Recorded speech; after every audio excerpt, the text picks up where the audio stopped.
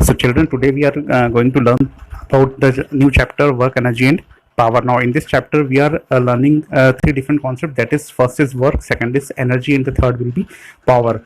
Now this chapter is almost similar to the chapter which we have learned in the earlier class, that is class 9, before 2 years. So same thing we are going to discuss again in short, that we have learned in class 9 already. Now first topic we are taking work. What does it mean by work? As you can see on the board here, first topic we are taking work, that already we have learned in class 9. The same definition you will find here. That means according to this definition, work is said to be done when a force produces displacement. Means आपको पता होगा कि जब तक कि force displacement produce नहीं करता है, कोई वर्क नहीं होता है. मीन्स वर्क तभी होगा जब फोर्स किसी बॉडी में डिस्प्लेसमेंट प्रोड्यूस करेगा. So work is said to be done only when a force produces displacement in the body in the direction of force. So this is the definition which we already know, and the same definition we have to follow this year. So after this, in short, coming to the units of work. The units of work are of two types, that is gravitational units and absolute units. Now the units of force in SI is Newton, and the unit of displacement in SI is meter. So one unit will be Newton meter. It will be given here, and now one unit will be Newton meter, also called as joule, and the small unit, that is dyne into centimeter, called as erg. So this we already know, that Newton meter is the SI unit and dyne centimeter is the CGS unit. So joule, that is Newton meter, and dyne will be, erg will be dyne centimeter. These are the two units of work. Now the relation between the two units, the relation is given here between the two units, that is joule and erg. So 1 joule equal to 10 power 7 erg. This relation you know very well. 1 joule equal to 10 power 7 erg. If you want to know more about this, you can go to the playlist and you can see class 9th lecture, work, energy and power. In that you will get the relation for the relation between joule and erg. The same you have to learn in this class as well. So these are the things. Now the second thing, the type of quantity, that is scalar vector. So work is a scalar quantity since it has no directions, so it is a scalar quantity. Then after this, you can see in the figure somewhat change is there. Now in this figure which is given here, you can see that the force applied is in this direction. This is the direction of force. In that way force is applied and the displacement is produced in this direction horizontally. So this is the thing which we are learning new in this class. Now the angle between force and displacement, that is called as theta.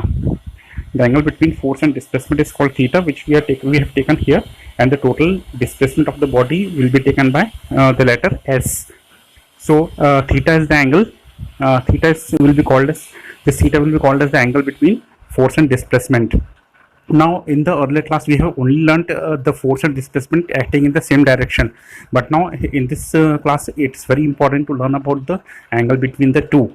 So in this class we are learning that work is depending not only on the force, but the component of the force which is providing displacement in this direction. So for this you need to resolve the vector. You need to resolve this force into two component vectors, that is one will be along vertical, f sin theta, and one will be along horizontal, that will be f cos theta. So this is the cos component and this is the sin component.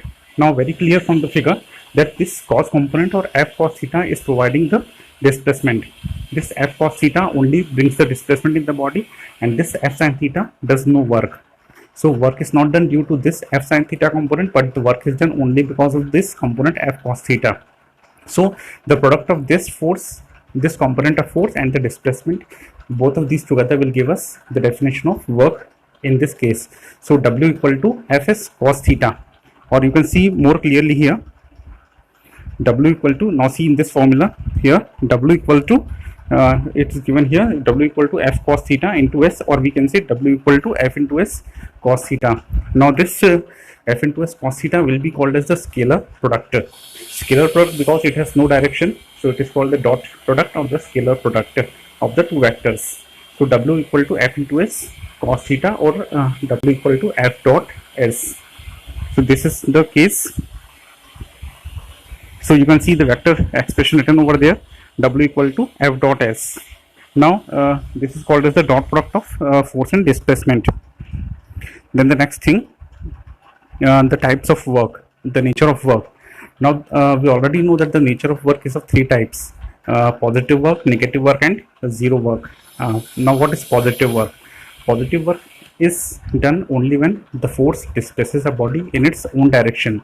When the force and displacement are acting in the same direction, then the work done is said to be positive. Now in this case, the angle between the two, the angle between the force and displacement will be acute angle.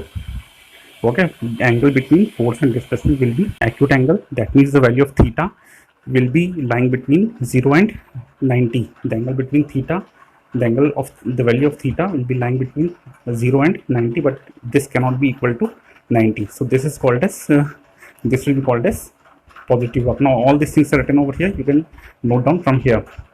Examples of this work, very easy to find. Example, that means an engine pulling the train. The engine applies force in that direction.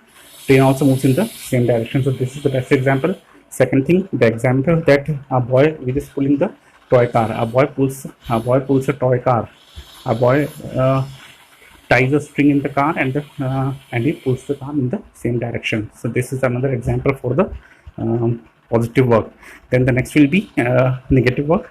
Now in this case, in case of negative work, the force is applied in one direction and the displacement will be produced in opposite direction. Now a best example for this will be a ball thrown vertically upwards. When a ball is thrown vertically upwards, the force exerted by the gravity will be called as negative force, negative work. This is so because force is applied in the downward direction. Gravity is pulling the ball in downward direction, but the ball is still moving in the upward direction. So both of these things are just opposite to each other, and so it is called as negative work.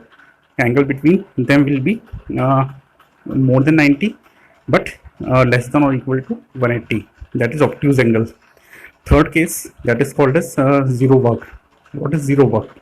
Zero work will be called when the force does not produce any displacement. For example, you are pushing a tree. Suppose you are pushing that for 2 hours, continuous till 2 hours, and you are spending your energy, but even then no displacement is produced in the tree. So what is the work done by force you applied? The work done will be called as zero. Second case, when the force is acting perpendicular to the displacement produced. Example, a coolie carrying load on his head. A coolie carries load on his head and walks on the platform from one end to another end. But it is called in the language of physics that work is not done by the pulley, since the angle between the two is 90. Now how the angle between the two is 90? See, the load which is on the head, that is acting downward, and the pulley is moving horizontally. So angle between load, that is force, and displacement is 90. So in this case, work is not done by any force. Work is not done by the force, but the pulley is moving because of some other force. So this is the case. Now these are the two conditions when the work done will be set to be zero. First condition, that the displacement is not produced even after the application of force. Second thing, the angle between force and displacement is 90 degree. So these are the conditions, that is positive work, zero work, and negative work. Now we will discuss the next topics in the next video. So enough for today. Okay.